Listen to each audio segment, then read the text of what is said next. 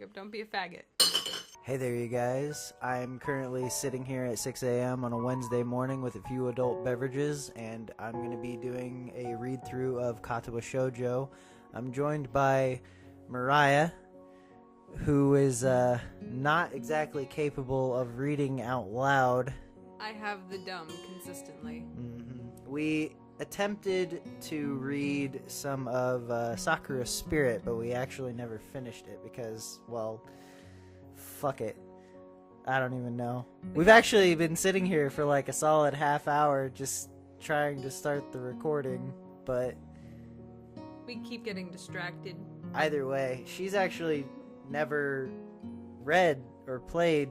Whichever one would it be for a visual novel? Would it be read or played? I have nothing to do with Katawa Shoujo, and I've only heard things, and it makes me worried.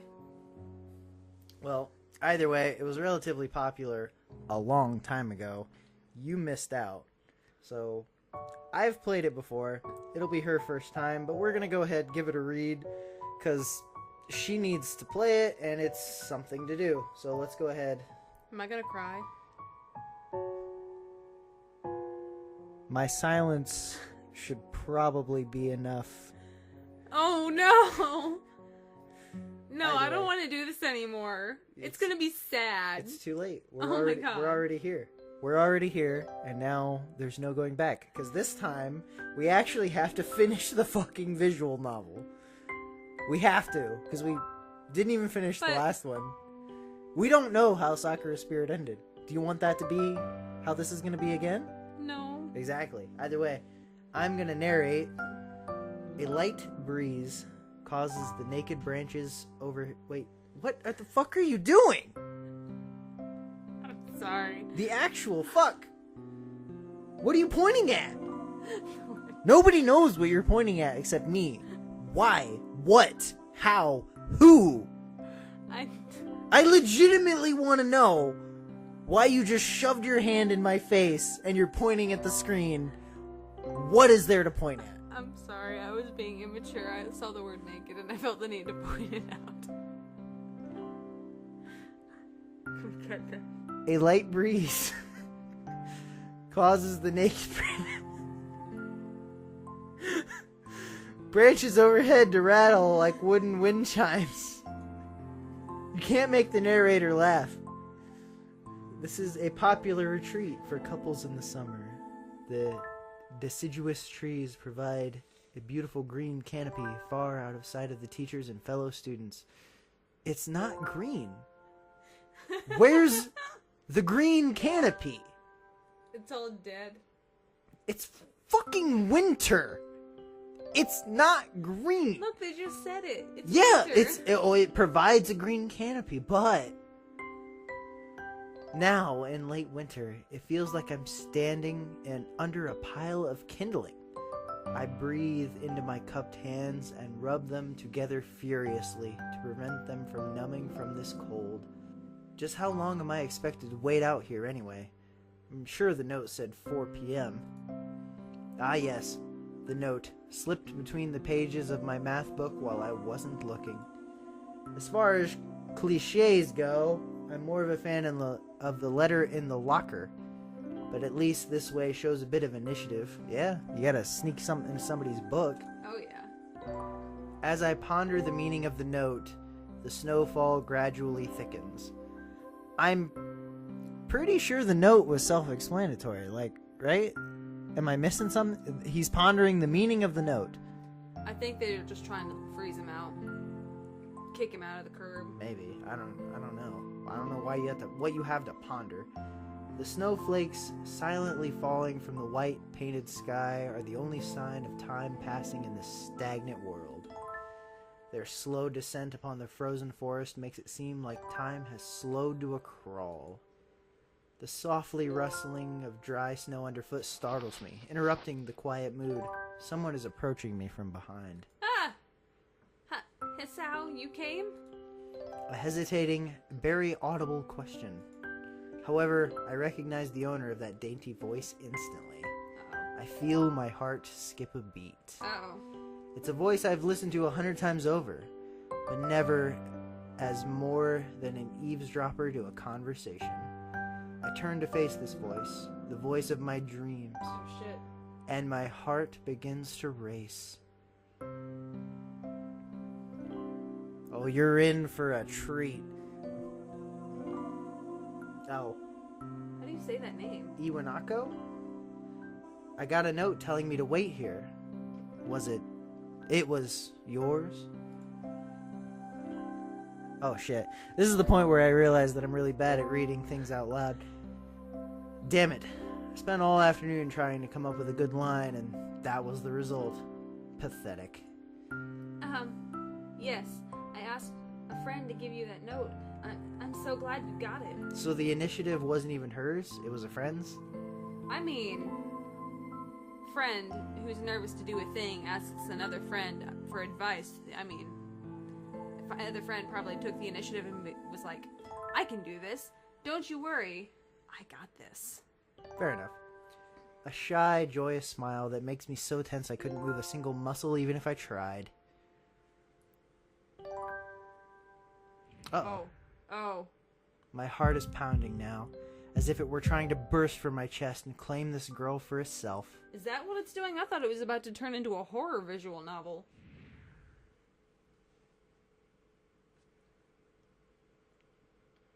Nobody knows, but I turned and gave her a blank stare. So, here we are, out in the cold. Once again, the wind stirs up the branches. The cacophonous noise, that I probably fucked that word up pretty bad, is music to my ears. Iwanako flinches ever so softly against the gust of wind. As it passes, she rights herself, as if supported by some new confidence. Her eyes lock with mine, and she lazily twirls her long, dark hair around her finger. All the while, the anxious beating of my heart grows louder. My throat is tight. I doubt I could even force a word out if I tried.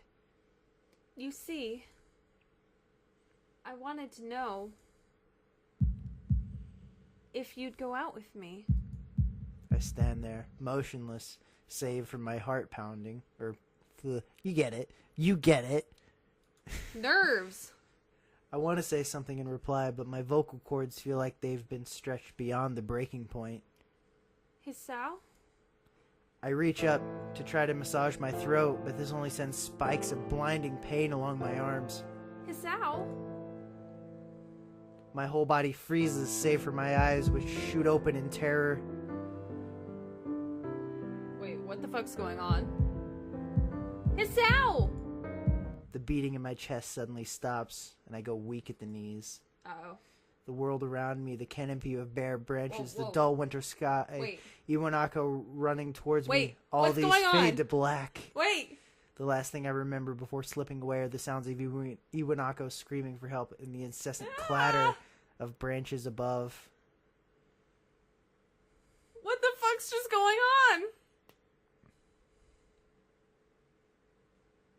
That's a heart monitor. Is he in the hospital? Is he dead? He's not dead. The heart monitor's beeping. For all I know, it could flatline soon. Yeah, well, that concludes our 30-second visual novel playthrough. No, I got Thank you for watching. Be sure to subscribe. Leave a like. In fact, leave several. Don't forget to go to my non-existent Patreon. Please donate $10,000. Just fucking watch. I'm watching. I'm sorry. I've kind of been here. I've done that. I'm like Aaron when they were playing Doki Doki. Like I already know. That makes me the Dan. No. I found this before it became popular is the thing. Like when Katawa Shoujo first came out, I found it before it became like super super popular because I'm a fan of Mike and L. He's one of the artists. Oh. I was interested in his work and I found this right after it came out. And Derek and I were actually reading it before it blew up. I remember like 4 years ago or something like that. You were telling me about it, and I'm just like, I'll get to it. Yeah, I that was never got after to it was already popular. I was like, you gotta read it, because it's good shit. Oh, shit, he's had a heart attack? Well, congrats, you can read. I know, it's a huge achievement for me. It is. It's been 4 months since my heart attack. So literally, he was so shocked by his first confession, he had a heart attack. Hey, Jacob. Yes. Do you have a life insurance policy? Yes? I think so. Hey, Jacob. Do you want to go out with me? Shit. That was a weird noise. In that whole time, I can probably count the times I've left this hospital room unsupervised on one hand. 4 months is a pretty long time when you're left alone with your thoughts, so I've had plenty of time to come to terms with my situation. Arrhythmia, a strange word, foreign, alien one that you don't want to be in the same room with. A rare condition. It causes the heart to act erratically and occasionally beat way too fast. It can be fatal. Apparently I've had it for a long time. They said it was a miracle that I was able to go on for so long without anything happening. Oh, shit. Is it really a miracle? I guess it was supposed to make me feel better, more appreciative of my life. Didn't really do anything to cheer me up. My parents, I think, were hit harder by the news than I was. They practically had 2 hemorrhages apiece. I had already had a full day by then to digest everything. To them, it was all fresh. They were even willing to sell our house in order to pay for a cure. Oh. Of course, there isn't a cure. Well, shit. Because of the late discovery of this condition, I've had to stay in the hospital to recuperate from the treatments. When I was first admitted, it felt as if I was missed. For about a week, my room in the ward was full of flowers, balloons, and cards. But the visitors soon dwindled, and all the get-well gifts began trickling down to nothing shortly after. I realized that the only reason I had gotten so many cards and flowers was because sending me their sympathy had been turned into a class project. That's shitty. Maybe some people were genuinely concerned, but I doubt it. Even in the beginning, I barely had visitors. By the end of the first month, only my parents came by on a regular basis. Iwanako was the last to stop visiting. After 6 weeks, I never saw her again. We never had that much to talk about when she visited anyway. We didn't touch the subject that was between us on that snowy day ever again. Probably for the best. The hospital? It's not really a place I'd like to live in. The doctors and nurses feel so impersonal and faceless. I guess because they're in a hurry and they have a million other patients waiting for them. But it makes me feel uncomfortable. For the first month or so, I asked the head cardiologist every time I saw him for a rough estimate of when I'd be able to leave. He never answered anything in a straightforward way, but told me to wait and see if the treatment or surgeries worked. So I idly observed the scar of those surgeries had left on my chest slowly change its appearance over time, thinking of it as some kind of omen. I still ask the head cardiologist about leaving, but my expectations are low enough now that I'm not disappointed anymore when I don't get a reply. The way he shuffles around the answer shows that there's at least some hope. At some point I stopped watching TV. I don't know why. I just did. Maybe it was the wrong kind of escapism for my situation. I started reading instead. There's a small library at the hospital, although it was more like a storeroom for books. I began working my way through it, one small stack at a time. After consuming them, I'd go back for more. I found that I liked reading, and I even think I became a bit addicted. I started feeling naked without a book in my hands. But I loved the stories. That's what my life was like. The days became increasingly harder to distinguish from each other, differing only by the book I was reading and the weather outside. Felt like time blurred into some kind of gooey mass I was trapped inside, instead of moving within. A week could go by without me really noticing it. Sometimes I'd pause in realization that I didn't know which day of the week it was. But other times, all the things that surrounded me would painfully crash into my consciousness through the barrier of nonchalance I had set up for myself. The pages of my book would start to feel sharp and burning hot, and the heaviness in my chest would become so hard to bear that I had to put the book aside and just lay down for a while, looking at the ceiling as if I was going to cry. But that happened only rarely, and I couldn't even cry. That's so sad. Today, the doctor came in and gave me a smile. He seemed excited, but not very. It's like he's trying to make an effort to be happy on my behalf. My parents are here. It's been only a few days since I'd last seen them. Both of them are even sort of dressed up. Is this supposed to be some kind of special occasion? It's not a party. Then there's this ritual the head cardiologist has. He takes his time sorting his papers, then setting them aside as if to make a point of the pointlessness of what he just did. Then he casually sits down on the edge of the bed next to mine, looks at me in the eyes for a moment. "Hello, Hisao. How are you today?" I don't answer him, but I smile a little back at him. "I believe that you can go home. Your heart is stronger now, and with some precautions, you should be fine. We have all your medication sorted out. I'll give your father the prescription." The doctor hands a sheet of paper to my dad, whose expression turns wooden as he reads it quickly. So many. I take it from his hand and look at it myself, feeling numb. How am I supposed to react to this? This absurdly long list of medications staring back at me from the paper seems insurmountable. They all blend together in a sea of letters. This is insane. That's overwhelming. Side effects, adverse effects, contradictions, and dosages are all listed line after line with cold precision. I try to read them, but it's futile. I can't understand any of it. Attempting only makes me feel sicker. All of this for the rest of my life? Every day? God. I'm afraid this is the best we can do at this point. However, new medications are always being developed, so I wouldn't be surprised to see that the list fade over the years. Years. What kind of confidence booster is that? I'd have felt better if he didn't say anything at all. Also, I've spoken with your parents, and we believe it would be best if you don't return to your old school. What? Please, calm down, Hisao. Listen to what the doctor has to say. Calm down. The only way he tells me... Damn it! I was doing really good. You were? The way he says it tells me he knew full well that I wouldn't like it. Am I going to be homeschooled? Whatever of my concern shows, it's ignored. We all understand that your education is paramount. However, I don't think that it's wise for you to go without supervision. At least, not until we're sure that your medication is suitable. So, I've spoken to your parents about a transfer. It's a school called Yamaku Academy that specializes in dealing with disabled students. Disabled? What?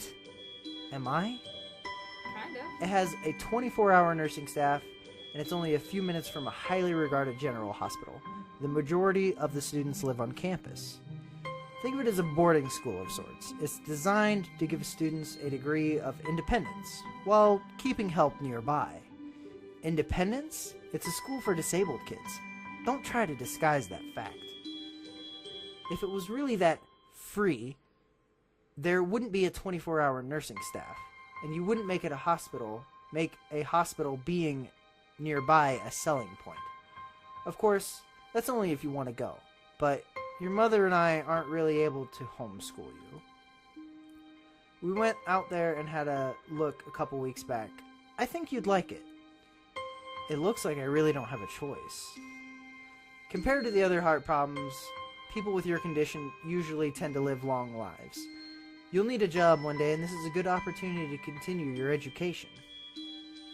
This isn't an opportunity. Don't call it an opportunity. Don't call it a goddamn opportunity.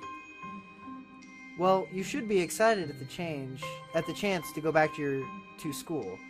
I remember you wanted to return to school, and while it's not the same one, a special school, that's an insult.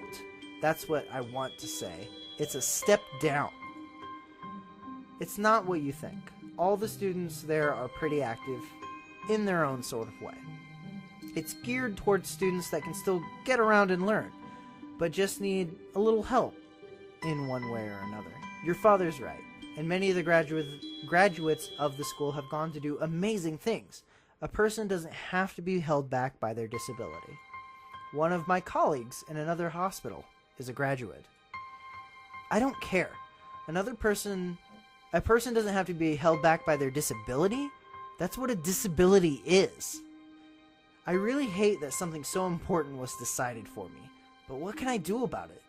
A normal life is out of the question now. It's funny. I always had thought of my life as actually kind of boring, but now I miss it. I want to protest. I want to blame this lack of reaction on shock or fatigue. I could easily yell out something now, something about how I could go back to school anyway, but no. I don't say anything. The fact that I know it's futile. I look around the room, feeling very tired of all this, the hospital, the doctors, my condition, everything. I don't see anything that would make me feel any different. There really isn't a choice. I know this, but the thought of going to disabled school, what are those even like? As much as I try to put on a positive spin on this, it's very difficult. But let me try. A clean slate isn't a bad thing. That's all I can think of to get me through this. At least I still have something. Even if it is a special school, it's something. It's a fresh start, and my life isn't over. It would be a mistake to just resign myself to thinking that. At the very least, I'll try to see what my new life will look like.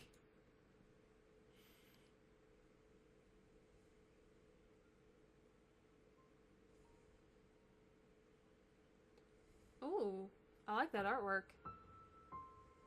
Well, that's the end of Act 1. That's kind of like the basis for the story. Everything from now on is kind of dependent on what we decide. Oh, now I'm nervous. Be nervous. No. Be nervous. Ah! I had to do a lot of reading for this one. Either way, that's it. That's the first act. Now you know where the plot's beginning. Now everyone knows where the plot's beginning. And things will start to get a little bit more real from here on out. Well, we'll see how we do. Or rather, how I do. Yeah. Either way, that's going to be it for this one. So, we'll see you guys later in the next part as we continue reading. Peace. I don't know. That part's staying in. Jacob, don't be a faggot. That's going to be the first part of this video. I fucking hate you. Jacob, don't be a faggot. And then it's going to be, hey guys.